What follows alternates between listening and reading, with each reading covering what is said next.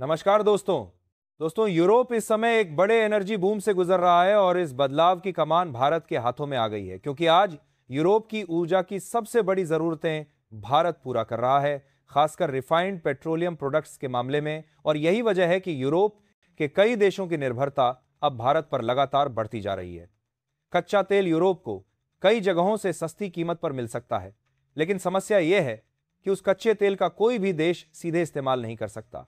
ना उससे गाड़ियां चल सकती हैं, ना ट्रेनें चल सकती हैं और ना ही ट्रक या भारी परिवहन के साधन चलाए जा सकते हैं। इसलिए उन्हें जरूरत पड़ती है उन प्रोडक्ट्स की जो रिफाइन होने के बाद बनते हैं। जब कच्चे तेल को रिफाइनरी में गर्म किया जाता है, तब अलग अलग तापमान पर अलग अलग प्रोडक्ट निकलते हैं। सबसे ऊपर हल्का पेट्रोल मिलता है, फिर उसके नीचे डीजल मिलता है, उसके बाद केरोसिन और जेट फ्यूल मिलते हैं और सबसे नीचे भारी फ्यूल मिलता है जिससे बड़े जहाज चलते हैं। यानी कच्चे तेल को रिफाइन किए बिना आधुनिकता करके दुनिया की कोई व्यवस्था चल ही नहीं सकती। और इसी मामले में भारत ने यूरोप को कैसे अपने ऊपर डिपेंड कर लिया है, उसका एक नया नमूना हाल ही में देखने को मिला है, जहां कि यूरोप चाहकर भी भारत से पीछा नहीं छोड़ा सकता। बहुत बड़ी डेवलपमेंट है, तो इसका वीडियो में समझते हैं, लेकिन पूरा अंत तक वीडियो को जरूर देखिएगा। दरअसल यूरोप के देश पहले अपने यहां रिफाइनरियां चलाते थे, लेकिन अब वहां एनर्जी इतनी महंगी हो चुकी है कि उन रिफाइनरियों को चलाना मुश्किल होता जा रहा है। गैस की कीमतें बढ़ चुकी हैं और बिजली भी महंगी हो गई है। वहीं दूसरी तरफ भारत में रिन्यूएबल एनर्जी सस्ती है, कोयले से मिलने वाली बिजली भी सस्ती है और न्यूक्लियर पावर भी काम आ रहा है। इसलिए भारत में रिफाइनिंग की लागत बहुत कम पड़ती है। इसी वजह से भारत दुनिया को सबसे सस्ते रिफाइंड ऑन ऑयल प्रोडक्ट उपलब्ध करा पा रहा है और यूरोपियन प्रोडक्ट्स का सबसे बड़ा खरीदार बनता जा रहा है। इसका सबसे बड़ा उदाहरण स्पेन है, जो पहले मुश्किल से 1 मिलियन का पेट्रोलियम प्रोडक्ट भारत से खरीदता था, लेकिन अब हर महीने $500 मिलियन से भी ज्यादा का रिफाइंड ऑयल भारत से मंगा रहा है और यह बढ़ोतरी चौंकाने वाली है। यूरोप की एनर्जी मार्केट में भारत की पकड़ इतनी मजबूत इसलिए भी हो गई है क्योंकि भारत ने पिछले कुछ सालों में अपनी रिफाइनिंग क्षमता को रिकॉर्ड स्तर पर बढ़ाया है। आज भारत के पास एशिया की सबसे बड़ी रिफाइनरियां हैं और रिलायंस तथा नायरा जैसी कंपनियां दुनिया के उन चुनिंदा प्लांट्स में शामिल हो चुकी हैं जो सुपर कॉम्प्लेक्स रिफाइनरी के रूप में जाने जाते हैं। इन रिफाइनरियों में कच्चे तेल के किसी भी ग्रेड को आसानी से प्रोसेस किया जा सकता है। भारत की इन आधुनिक रिफाइनरियों का एक बड़ा फायदा यह है कि यहां बनने वाले पेट्रोलियम प्रोडक्ट्स यूरोप के सख्त मानकों को आसानी से पूरा कर लेते हैं। यूरोप में यूरो 5 और यूरो 6 जैसे नियम लागू हैं, जिन्हें हर फ्यूल को पास करना पड़ता है। वहीं भारत में यह स्टैंडर्ड पहले से फॉलो किए जा रहे हैं। इसीलिए भारत से यूरोप को फ्यूल भेजना ना सिर्फ आसान है, बल्कि ज्यादा भरोसेमंद भी है। यहीं से एक और अहम बात समझ आती है कि भारत सिर्फ पेट्रोल और डीजल ही नहीं भेजता, बल्कि जेट फ्यूल से लेकर मरीन फ्यूल तक सब कुछ यूरोप को सप्लाई कर रहा है। खासकर जेट फ्यूल की यूरोपीय मांग पिछले 2 सालों में इतनी बड़ी है कि भारत इसके सबसे बड़े निर्यातकों में शामिल हो गया है, क्योंकि यूरोप के कई एयरपोर्ट अब भारतीय रिफाइंड जेट फ्यूल का इस्तेमाल कर रहे हैं।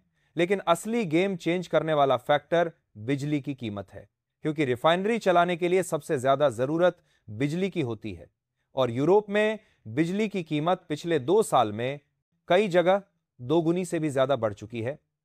वहीं भारत में बिजली की कीमत स्थिर है और कोयले से चलने वाले पावर प्लांट आज भी बहुत सस्ती बिजली दे रहे हैं। इसके साथ ही सोलर और विंड एनर्जी ने लागत को और कम कर दिया है। भारत की रिफाइनरियां इतने बड़े पैमाने पर काम करती हैं कि इनके पास ओवर प्रोडक्शन भी होता है और यही ओवर प्रोडक्शन यूरोप जैसी बड़ी मार्केट में खप जाता है। इससे भारत को दोहरा फायदा होता है, क्योंकि एक तो एक्सपोर्ट से विदेशी मुद्रा मिलती है और दूसरी तरफ रिफाइनरियों की इकोनॉमी और मजबूत होती है। इसी वजह से भारत अब टॉप 3 रिफाइंड फ्यूल एक्सपोर्टर देशों में शामिल होने वाला है। यूरोप में रूस यूक्रेन युद्ध के बाद हालात और खराब हो गए, क्योंकि रूस से आने वाली गैस पर कई देश निर्भर थे और जैसे ही वह सप्लाई कम हुई, पूरी यूरोपीय मार्केट हिल गई। एनर्जी प्राइस इतनी बढ़ गई कि कई छोटी रिफाइनरियों को बंद करना पड़ा। इसी खाली जगह को भारत ने तेजी से भर दिया और यूरोप की डिमांड का बड़ा हिस्सा अपने हाथ में ले लिया। यह वही समय था जब भारत ने रिकॉर्ड रिफाइनिंग की और रिकॉर्ड एक्सपोर्ट किया। स्पेन के अलावा फ्रांस, नीदरलैंड और इटली भी भारत से बड़े पैमाने पर पेट्रोलियम प्रोडक्ट खरीद रहे हैं।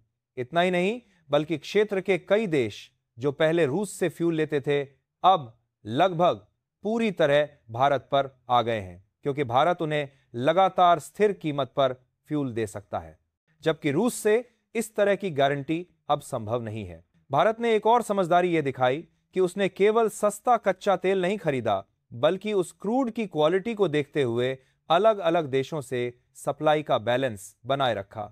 इससे भारत की रिफाइनिंग क्षमता लगातार फुल परफॉर्म कर पाई और यूरोप के लिए जरूरी फ्यूल बिना रुकावट बनता रहा। यही वजह है कि भारत की एनर्जी डिप्लोमेसी आज यूरोप में पहले से कहीं ज्यादा मजबूत हो चुकी है। कुल मिलाकर इस समय भारत के पास एक ऐसा दुर्लभ मौका है जिसमें वह यूरोप की पूरी एनर्जी सप्लाई चेन का अहम हिस्सा बन चुका है। और अगर आने वाले समय में भारत अपनी रिफाइनिंग क्षमता को और बढ़ाता है तो यूरोप की निर्भरता और भी ज्यादा बढ़ेगी। यह भारत के लिए आर्थिक रूप से भी फायदेमंद है और कूटनीतिक रूप से भी बहुत बड़ा लाभ देता है। यूरोप की एनर्जी मार्केट में भारत की बढ़ती ताकत का सबसे बड़ा कारण यह भी है कि भारत आज दुनिया के उन देशों में गिना जाता है जहां रिफाइनिंग की लागत सबसे कम आती है। भारत में बिजली सस्ती है, रिन्यूएबल एनर्जी तेजी से बढ़ रही है और कोयले तथा न्यूक्लियर पावर से मिलने वाली लगातार बिजली ने रिफाइनरियों को ऐसा स्थिर माहौल दिया है जहां किसी भी तरह की रुकावट नहीं आती। इसी वजह से भारत जितना उत्पादन करता है वह लगातार बढ़ रहा है और इसी उत्पादन की बदौलत यूरोप की बढ़ती भूख को पूरा किया जा रहा है। यही कारण है कि आज यूरोप की सबसे बड़ी मजबूरी भारत बन चुका है।